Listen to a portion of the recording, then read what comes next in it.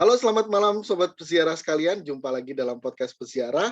Dan gereja memiliki sebuah hari raya yang namanya Hari Raya Hati Kudus Yesus. Dan akan kita rayakan sebentar lagi setelah Hari Raya Tubuh dan Darah Kristus. Nah, pertanyaannya kenapa sih gereja punya devosi khusus terhadap Hati Kudus Yesus? Kita akan bahas dengan seorang imam yang spesial, karena beliau adalah dari Kongregasi Hati Kudus Yesus. Tapi sebelumnya, mari kita mulai dengan tanda kemenangan kita. Dalam nama Bapa dan Putra dan Roh Kudus. Amin. Amin. Ya, Sobat Peziarah sekalian, kita bersama dengan Romo Albertus Joni SY. Senang sekali bisa ketemu Romo Joni. Halo Romo. Hai, Willem. Sehat-sehat Romo ya? Ya. Sehat banget, subur sekali. Saya hampir dipanggil Romo Subur. Senang sekali, spesial banget karena ini reunian ini sebenarnya kita Romo ya. Yes. Sangat reunian. Oke. Ya, seperti you tahu saya priest of the Sacred Heart dan setiap perayaan Hati Kudus Yesus adalah puncak dari seluruh devosi kami yang juga menjadi identitas dari imam-imam Hati Kudus Yesus. Nah, disitulah pertanyaannya Romo, kenapa gereja punya devosi khusus terhadap Hati Kudus Yesus? Well, ya itu pertanyaan yang bagus ya. Mengapa gereja memiliki devosi terhadap Hati Kudus Yesus? Kita harus lihat dulu sejarah panjang tentang penghormatan gereja terhadap salib. Sudah sejak lama gereja mengalami bahwa salib adalah misteri yang luar biasa agung. Dan banyak orang kemudian mencoba mendalaminya sepanjang sejarah. Ketika orang-orang di abad-abad yang lampau mendalami luka-luka Yesus, orang menemukan bahwa inilah bukti kasih yang paling kelihatan. Luka-luka fisik Yesus, kakinya, tangannya, lambungnya, semua merupakan bagian konkret dan bagian yang tak terpisahkan dari kasih Allah yang mewujud dalam daging dan darah. Jadi ketika orang memeditasikan luka-luka Yesus, orang memeditasikan sengsara Yesus, orang sekaligus melihat kasih Yesus. Nah, devosi terhadap luka-luka Yesus sepanjang sejarah gereja kemudian berkembang dan mengerucut pada luka yang ada di bagian lambung. Sebetulnya terjemahan Indonesia kurang tepat ya. Mungkin bukan lambung ya. Kalau saya ingat lambung itu saya ingat Milanta yang sering saya minum kalau sakit mah ya kan. Tapi bahasa Inggris itu menamakan the pierced side, bagian samping yang ditikam. Ya kalau kita lambung yang ditikam, tapi sebetulnya kan lambung itu ya tidak apa ya? Ya bukan lambung ya, sebetulnya jantung hati tepatnya. Nah, ketika orang berdevosi pada jantung hati, pada jantung yang ditembusi itu, yang mengalirkan darah dan air kehidupan, itulah puncak dari misteri kasih yang oleh Rasul Yohanes dicatat dalam Injilnya, terutama pada bab 19. Seolah-olah seperti ini loh, Willem. Allah mati untuk kita. Bahkan dia tidak cukup mati untuk kita. Ketika dia sudah mati pun dia masih memberikan darah dan air yang mengalir dari lambungnya. Kalau bahasa Ibraninya bahkan dikatakan dengan lebih sadis, bukan hanya mengalir, memuncratkan. Jadi betul-betul mengucur darah dan air dari jantung hatinya.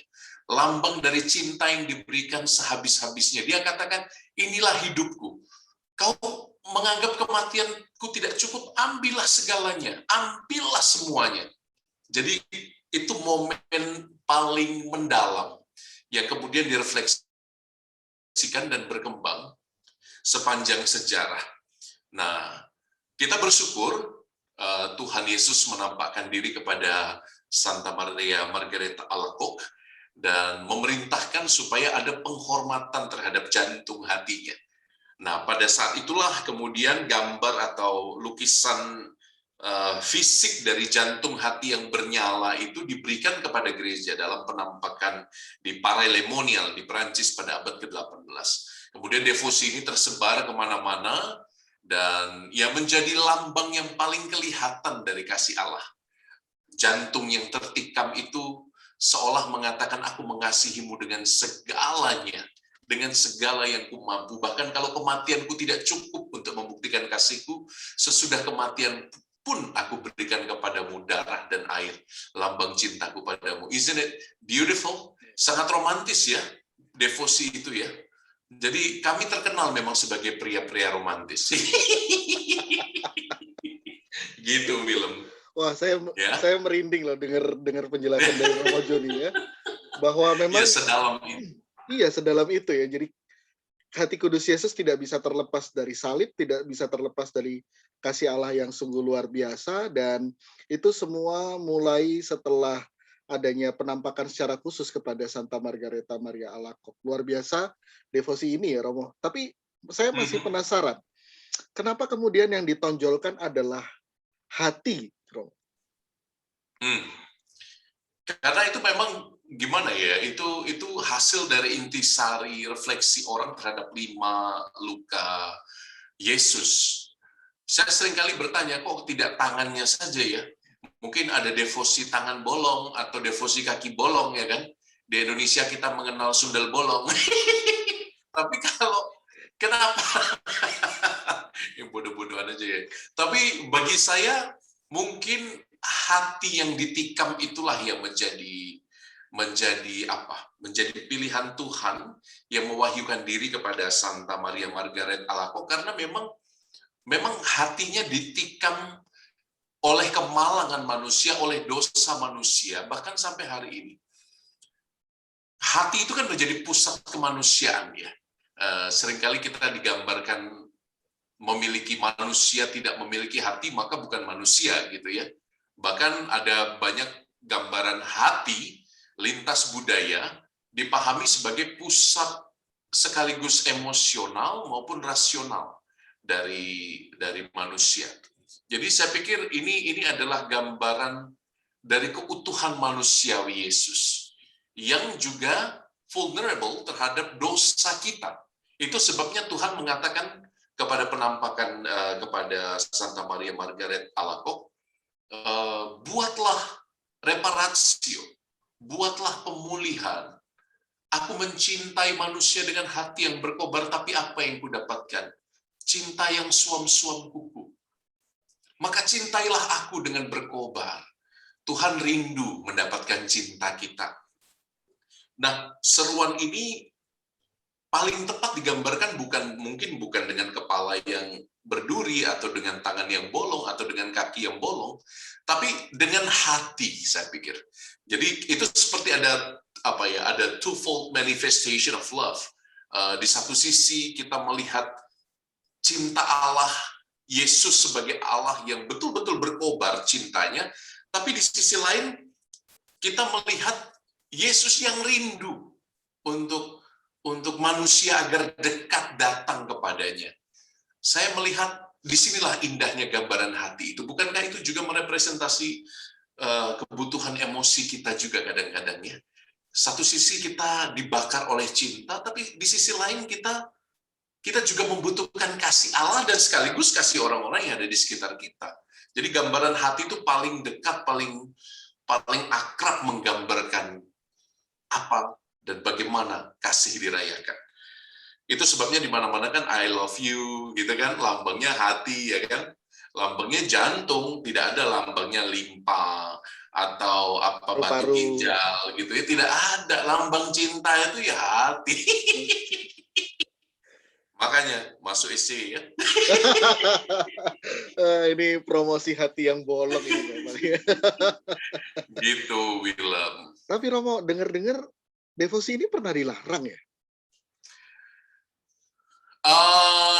Iya, dilarang dalam arti begini loh.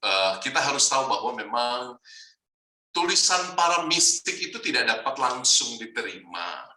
Tulisan para mistik itu tidak dapat langsung dicerna, apalagi memang ada pembedaan antara pewahyuan pribadi dengan pewahyuan umum.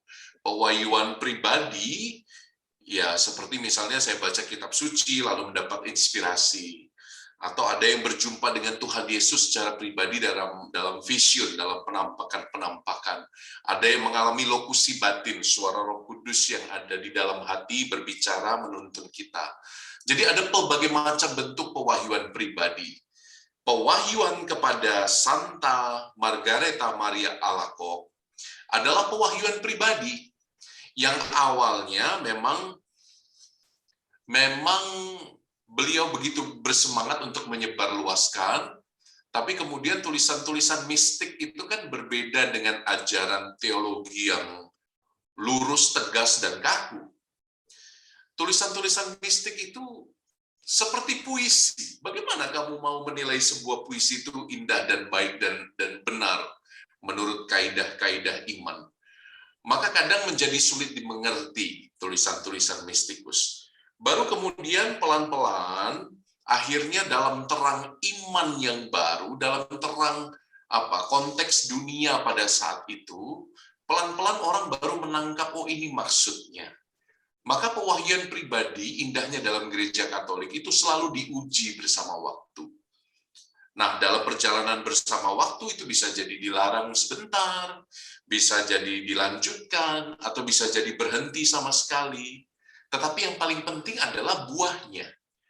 Jadi yang paling penting bukan pewahyuan itu sendiri, ya pewahyuan itu tetap penting, dan pewahyuan yang umum sudah selesai dalam diri Yesus Kristus kan, dengan keselamatan dan kebangkitan yang Yesus bawa.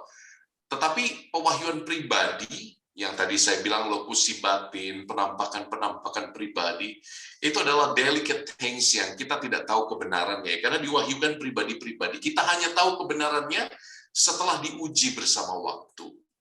Jadi begitu, devosi ini kemudian mendapat persetujuan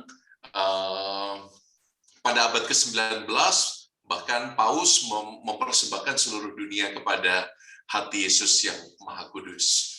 Jadi saya pikir ini perjalanan dari sebuah pewahyuan pribadi awalnya yang kemudian menjadi harta rohani untuk gereja universal, dirayakan di mana-mana dan menjadi hari raya, menjadi solemnity untuk semua gereja. Dan bahkan bulan Juni didevosikan untuk Hati Kudus Yesus. Ya, seluruh bulan Juni didevosikan untuk Hati Kudus Yesus, dan ini adalah hari raya yang dekat dengan hari raya Corpus Christi, tubuh dan darah Kristus. Jadi pada awalnya di abad ke-13 itu memang ada hari raya Corpus Christi yang dipestakan lebih dahulu pada abad ke-13, kemudian baru pada abad ke-18 diundangkan hari raya Hati Kudus Yesus. Tapi jelas waktu itu perkembangannya, hari raya Corpus Christi itu secara tradisional dirayakan selama 1 oktav, 7 hari. Kemudian dipuncaki di minggu berikutnya dengan hari raya Hati Kudus Yesus. Itu sebuah tradisi yang sudah lama. Jadi ada kaitan antara Ekaristi yang juga adalah lambang kasih Allah, bukan hanya lambang ya, tapi sungguh-sungguh manifestasi kasih Allah yang luar biasa dengan hati dan jantung yang berdenyut itu oleh kasih. Gitu ya, Willem. Ya, dan kalau buat teman-teman nanti mau tahu lebih jauh tentang gimana sejarah tentang perayaan ini, perayaan Hari Raya Hati Kudus Yesus, dan kenapa kok bisa deket, tadi udah diomongin sedikit sama Romo Joni ya, tapi kenapa bisa deket, nanti kita bahas dalam episode berikutnya. Mungkin teman-teman boleh komen di bawah, nanti kalau berminat nanti kita akan coba tayangkan ya. Nah, terakhir Romo, kita sudah bahas bahwa hati Yesus itu betul-betul melambangkan cintanya yang luar biasa. Nah, pertanyaannya, mungkinkah hati kita menjadi seperti hatinya yang Maha Kudus? Ini pertanyaan menarik. Kalau saya sih menjawabnya begini ya,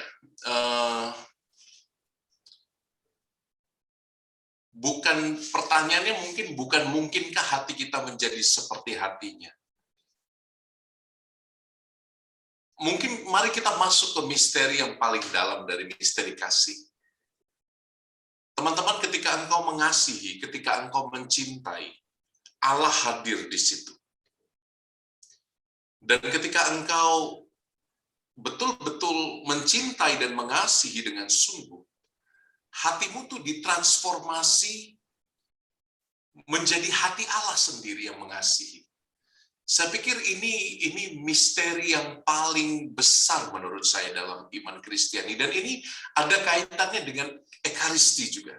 Jadi sebagaimana ketika kita menyambut Ekaristi dan secara kodrati sebagai santapan, Ekaristi itu juga masuk dalam sel-sel tubuh, sel-sel biologis kita, dan kita ditransformasi menjadi seperti Allah. Demikian juga ketika engkau mencintai, hatimu itu akan ditransformasi seperti Allah.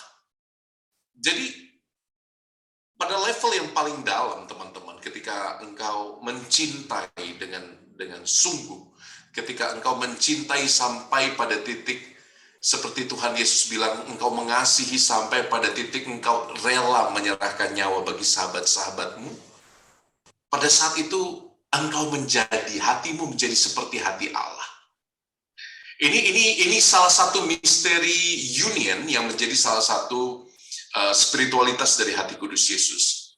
Jadi di spirituality of union, spiritualitas persatuan jiwa, persatuan hati, itu adalah salah satu pilar dari devosi kepada hati kudus Yesus. Jadi bukan hanya kamu tadi istilahnya Willem apa?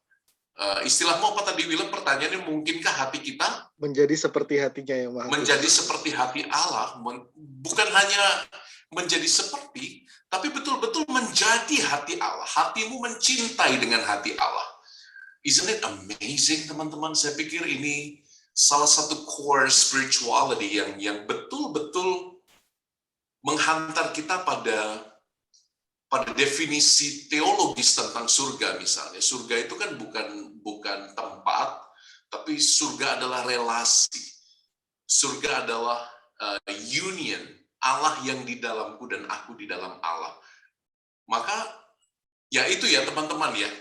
Jadi ketika engkau mencintai sungguh, mencintai dengan sehabis-habisnya, di saat itu hatimu menjadi hati Allah sendiri yang mengasihi. Ya, itu Willem. Wow. Sangat dalam ya, saya nggak tahu apakah saya punya cukup kapasitas untuk menjelaskan ini, tapi semoga teman-teman mengerti ya. Saya kalau menjelaskan ini berasa semi dukun ya. Tapi ya memang sedalam itu spiritualitas cinta hati kudus Yesus itu. Saya membayangkan mendengarkan aja sudah merasa dalam ya, apalagi kalau kita melakukan dengan sungguh, mencintai sesama kita dengan hati Allah itu, betul-betul kita menjadi hati Allah itu ya, yang hadir untuk sesama. Oke, Romo Joni, terima kasih banyak. Terima kasih, semoga mencerahkan. Ya, selamat menyongsong Hari Raya Hati Kudus Yesus sebagai seorang imam Hati Kudus Yesus, dan semoga menjadi nabi cinta kasih Allah di tengah manusia. Sobat peziarah sekalian, mari kita wartakan kasih Allah kepada sesama kita dalam ziarah kita, dan kita bagikan konten ini juga kepada teman-teman yang lain untuk menghiasi ziarah kita semua, karena semua kita adalah peziarah. Dan hati kudus Yesus yang Maha Kudus, rajailah hati kami dan jadikanlah hati kami seperti hatimu yang Maha Kudus. Amin. Dalam nama Bapa dan Putra dan Roh Kudus. Amin. Amin.